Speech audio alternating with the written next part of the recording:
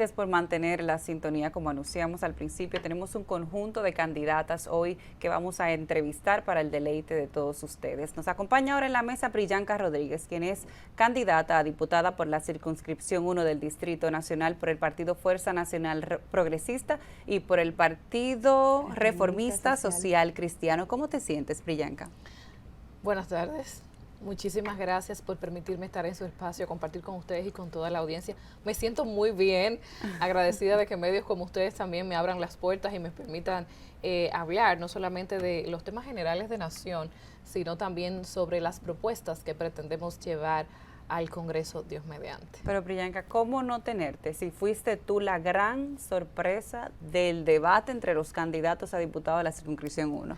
Te vimos defender no solamente tus propuestas, sino cuestionar de una forma políticamente correcta las propuestas de otros partidos, incluso del Partido Opción Democrática, con el candidato José Horacio, que vale destacar, es un partido que se ha ganado como el aprecio de muchos jóvenes. Sí. Y tú defendiendo las tuyas, siempre manteniendo la línea del respeto, que es lo que se busca ahora, incluso en esta nueva política democrática que queremos impulsar desde incluso escenarios como este. Claro, bueno, esos son, honestamente, esos son mis puntos de trabajo. Yo he trabajado no solamente en política, yo soy activista social y soy activista antes que ser política. Entonces, esos son los temas que yo vengo defendiendo desde hace más de 12 años. Son temas de convicción, son temas de valores y son temas que yo no voy a cambiar ni siquiera por una curul. Así que esos son los temas, los principales temas, porque son muchos, pero esos son los principales temas que voy a defender donde quiera que esté, desde donde sea que me encuentre, desde el ámbito donde me desarrolle. Y eso tiene que ver también, y claro, el respeto es primordial, porque independientemente de que otros piensen diferente, de que estemos en acera diferente, también hay que reconocer la grandeza de los demás, sobre todo de aquellos que se mantienen firmes incluso con sus propias ideologías, y eso hay que reconocerlo. Entonces, en el caso propio, son los temas por los cuales me van a identificar siempre, porque no los voy a cambiar. Ok, muy bien. Priyanka, bienvenida nuevamente. Realmente me mencionaste acerca de que eres activista social y me gustaría que cuentes un poco acerca de ese activismo social que realizas a través de la Fundación RD Inclusive. ¿De qué se trata? ¿Cuánto tiempo tienes en esta actividad? Bueno, la Fundación RD Inclusiva ya tiene unos años, 2017-2018. Es un proyecto muy grande que está en desarrollo todavía. La idea principal realmente es un centro terapéutico que brinde atenciones en diferentes disciplinas del área médica a personas con discapacidad, también con la parte de trastornos del neurodesarrollo, dígase déficit de atención, hiperactividad y autismo, que han crecido en nuestro país de forma importante, que también incluya un centro de investigación, porque realmente no tenemos un centro de investigación en esta área, ni tenemos estadísticas todavía. O sea, las estadísticas, como dicen popularmente, van de boca en boca, pero todavía no tenemos una estadística real, y si no tenemos estadísticas tampoco podemos trabajar en políticas públicas.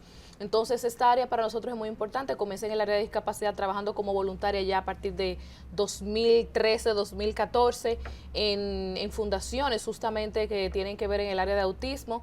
Fue un tema que me impactó, que cambió también mi vida, porque aunque se vea muy duro, realmente eso te va moldeando tu espíritu como individuo. Entonces, es un tema del cual no pretendo retirarme como de muchos otros temas. Ahora mismo, mientras desarrollamos esa parte del proyecto, estamos trabajando con educación, seminarios, conferencias, simposios en el año. Tomamos varias fechas importantes que tienen que ver en el área de salud y salud mental específicamente. Hacemos labor social, gestionamos, asesoramos a familias también en materia legal, gestionamos terapias en otros centros, o sea, en centros donde se trabaje realmente, que conocemos profesionales allí. Entonces, la idea es que podamos aportar desde donde quiera que nos encontremos un granito de arena, y en ese conjunto aparece muchísima gente como ustedes, por ejemplo, que abren las puertas, que ayudan, que se involucran en el ámbito del voluntariado, y eso es muy importante porque queremos un mejor país, pero eso depende también de todos los ciudadanos, no solamente en materia política. Manejas muy bien el tema de salud. Veo ya que por tu experiencia en el área, ¿qué entiendes que le falta para que llegue a ser una ley consagrada, para que exista esa atención a la salud mental que todavía las aseguradoras, por ejemplo, no se hacen eco al llamado? Nosotros llevamos la modificación a la ley de salud mental por muchos aspectos, pero esto debe ir en conjunto con una modificación a la ley de seguridad social. Debo reconocer que hoy en día hay varios seguros médicos que están haciendo cobertura ya pero todavía muy poquito, ¿no? De algunos medicamentos, algunos procesos de terapia, sobre todo en el sector público. Necesitamos también con esa ley, con la modificación de esa ley, que vuelvan los hospitales psiquiátricos a República Dominicana. Nosotros sabemos que contamos con unidades de atención en crisis, pero son ambulatorias, no es suficiente, y los hospitales psiquiátricos vinieron cerrándose por una campaña internacional de supuesta violación a los derechos humanos, pero nunca hablaron de las clínicas psiquiátricas que están abiertas todavía. Son privadas. Exacto, entonces nosotros tenemos, es más violación a los derechos humanos, justamente tener cientos de personas en las calles ahora mismo deambulando, familiares haciéndole querellas, poniéndole querellas a sus familiares porque no tienen cómo hacer un internamiento, que nosotros tengamos pacientes hoy en día que tienen que estar atados a una cama o a una verja porque no tienen cómo cubrir sus medicamentos. Eso sí es violación a los derechos humanos, y que tenemos en la Constitución el derecho a la salud de materia general. Pero esto debe ir también en consonancia con el profesionalismo real, gente que realmente esté capacitado para trabajar en el área, gente que sea más humana que política o más humana que un título, porque estamos hablando de que en República Dominicana nosotros tenemos una epidemia de salud mental que ha crecido en los últimos años, pero no se ha tratado con la debida responsabilidad, no ahora, no, en ningún gobierno. Y eso es bueno decirlo. Se han hecho acuerdos para trabajar en diversos aspectos, se trataron de hacer acuerdos internacionales incluso. Nosotros apenas estamos aportando el 0.39% del presupuesto de salud en salud mental. Solamente 0.39%. 39% del presupuesto de salud. Entonces estamos solamente por encima de Bolivia en las Américas, en inversión en salud mental. Entonces necesitamos tratar el tema con responsabilidad, más allá de lo político, los gremios médicos, los gremios de psiquiatría, de psicología.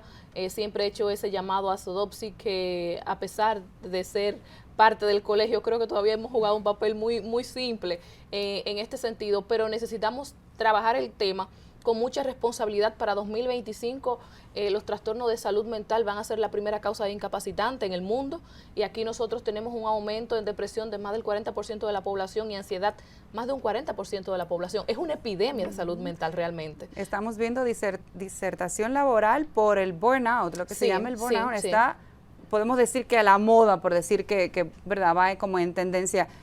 Dicen que post pandemia aumentaron los casos. Realmente, aumentaron por el encierro, aumentaron porque muchas familias perdieron absolutamente todo, perdieron sus empleos, la dinámica social. Señores, nosotros somos entes sociales, no es verdad que el aislamiento nos va a ayudar. Entonces ese encierro, esa incertidumbre de qué va a pasar conmigo, de qué va a pasar con mi familia. Miles y miles de dominicanos que tenían niños en el hogar, que no tenían una respuesta para esos niños, educativa, social, médica también. Entonces, claro que iba a impactar. Agregado a eso, nosotros tenemos un bombardeo ambiental completo, que mucha gente entiende que no, pero tú sales a la calle y tienes un tapón de 1 hora y tú vas a llegar a tu casa enojado porque eso te causa estrés, y tenemos una contaminación sónica que también causa violencia y te va a afectar en salud mental. Entonces se están tratando las cosas por encima, pero no hemos ido al fondo, nunca hemos ido al fondo. Entonces yo siempre me enfoco en que nosotros necesitamos un buen experimento social, trabajar con investigación con sociólogos, psiquiatras, psicólogos sociales también, psicólogos clínicos, antropólogos, un estudio general, porque hemos cambiado como sociedad, y la única forma de nosotros poder crear políticas públicas en materia de salud, en salud mental a fondo, que realmente impacte a la sociedad y que nos traiga beneficios a mediano y largo plazo positivos, porque esto no es una cuestión que se va a resolver en 2 años, no es verdad. Nosotros podemos comenzar a tomar medidas, pero esto es una cuestión de mediano y largo plazo. Entonces, pero para nosotros poder entender lo que está sucediendo, necesitamos estudiar nuestra población, necesitamos estudiar qué ha sucedido en nuestro ambiente, qué ha cambiado y cómo está impactando eso a la población. La economía, los trabajos, muchos padres, la informalidad, más del 60% de los empleados dominicanos son informales. Entonces, eso también crea incertidumbre en algún momento, y eso también afecta a la salud mental. Entonces, no es una cosa simple, es algo muy complejo realmente. Me urge la pregunta, ¿lleva esa propuesta Priyanka o la lleva el partido? O sea, la lleva el partido que te impulsa, porque ya tenemos un candidato del partido que ha pertenecido al Congreso y fue muy bien votado incluso en sus periodos. No presentaba propuestas de salud, se enfocaba mucho en el tema de seguridad nacional, lo hemos reconocido por el tema de la seguridad nacional. De ahí tiene sus méritos, no se discuten. Pero ¿ya tu partido está listo para hacer ese empuje? Sí, de hecho yo lo llevo en mi plataforma congresual y el partido lo ha asumido como línea también de las propuestas congresuales. No se trata de Priyanka Rodríguez, sino todos los candidatos llevamos el mismo lineamiento de la Fuerza Nacional Progresista de la plataforma electoral. De hecho, la depositamos hace 2-3 semanas en la Junta Central Electoral, la plataforma completa, que es el compromiso de todos los candidatos congresuales de nuestro partido. Hiciste un buen trabajo interno, porque tú vienes de ese voluntariado, lo has trabajado, lo conoces, se lo presentas al partido, el partido lo acepta y lo apoya, sí. O sea que hiciste un trabajo político interno en tu partido gratificante. Y sobre ese trabajo político, yo quiero saber, ¿es esta tu primera experiencia como candidata?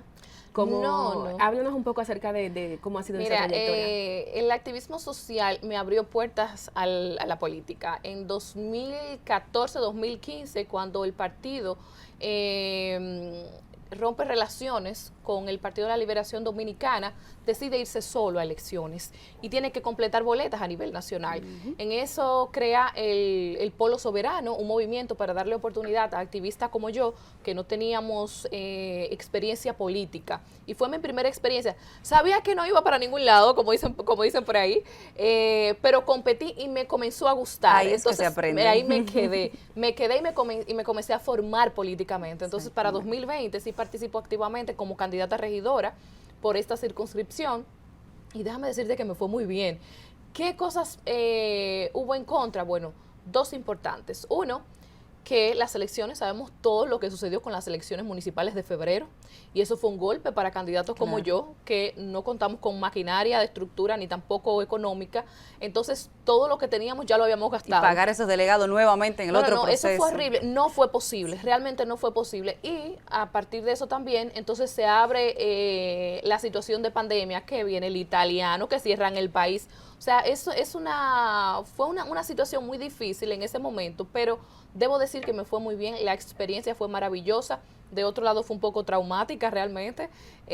Aquí mucha gente no sabe que después de las elecciones se continúa peleando por varias semanas en las juntas municipales. Claro. Entonces ya durante todo este proceso continuó mi formación política. Debo reconocer que no tenía aspiraciones en este momento. Sin embargo, se abre la oportunidad y ciertos conversatorios con los líderes del partido. La dirección ejecutiva entiende que yo debo participar en la UNA.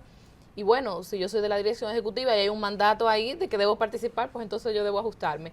Y aquí estoy, gracias a Dios, debo decir que me ha ido extremadamente bien. Con dinero yo no hubiese podido pagar lo que ha sucedido con esta campaña. El debate, debo agradecer a Samuel Alcodes, al Nuevo Diario, a todo el equipo que me dieron la oportunidad de participar en el primer debate de candidatos. Eso dio un impulso increíble a mi carrera. Debo agradecer a los medios, a ustedes que me han abierto las puertas increíblemente, a todo el que se ha unido en el tiempo de esta campaña. Te escuché decir en una entrevista que el debate hizo contigo lo que económicamente no ibas a poder lograr con publicidad. Es así. Porque de eso se tratan esas plataformas y lo hemos abordado aquí en el programa. De que sean visibles esos candidatos, que lleguen a la sociedad. Yo quiero que, saliendo un poco de lo convencional y de forma honesta, dime qué miembro de la Cámara Baja tú admiras, que no sea de tu partido. ¿Quién te puede causar cierta admiración? ¿Quién tú crees que sea esa persona que tú puedas tomar de ejemplo, incluso solicitarle una ayuda o que ya te la haya brindado en este proceso electoral?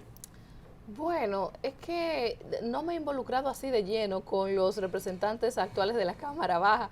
Entiendo que dices de mi algún partido. Ex que no sea del partido. Bueno, es que mi mayor representación o mi mayor ejemplo es Pelegrín Castillo, aunque es de mi partido realmente. Y es mi mayor ejemplo porque no solo es mi jefe de campaña, ha sido la persona que me ha guiado durante todo este proceso, que está pendiente, que me dice, que me pasa un libro y me dice, ¿te lo leíste? Vamos a discutir, aquí tienes el otro, o sea, no es cuestión. Y eso me ha ayudado muchísimo, me ha dado un gran empuje realmente, pero actualmente Isabel de la Cruz es una muy buena diputada que ha hecho un trabajo maravilloso en materia de familia, de vida. He tenido la oportunidad de compartir con ella. Debo reconocer también que Betty Jerónimo en el área de discapacidad, con la cual he tenido oportunidad de trabajar, organizando el proyecto que lamentablemente no fue aprobado, sino que se quedó en trabajo. Pero hay buenos legisladores, hay muy buenos legisladores ahora mismo en el Congreso. Hay otros no tan buenos, pero hay muy buenos legisladores. Llegará el momento en que se sienten en la mesa, Priyanka, y trabajen en conjunto. Y de eso se trata el trabajo legislativo, de no ir solo vengo con mi ideal, vamos a trabajar en conjunto. Y ese momento llegará porque entiendo que tienes muy buenas características, manejas muy bien, sobre todo porque para legislar hay que saber expresar y tú eso lo dominas. Muchísimas Sabemos gracias. bien lo que quieres hacer cuando llegues a ser diputada y la sociedad dominicana a través de esta y otras plataformas ha tenido la oportunidad también de conocer tus propuestas. Sin más, creo que vamos a pasar a la próxima entrevista. Agradecerte que hayas sacado de tu tiempo ahora en esta contienda electoral y venir a conversar con nosotras y con los televidentes de aquí de BTV Canal 32. Vamos a continuar con el contenido de la emisión de hoy. Por favor, mantengan la sintonía.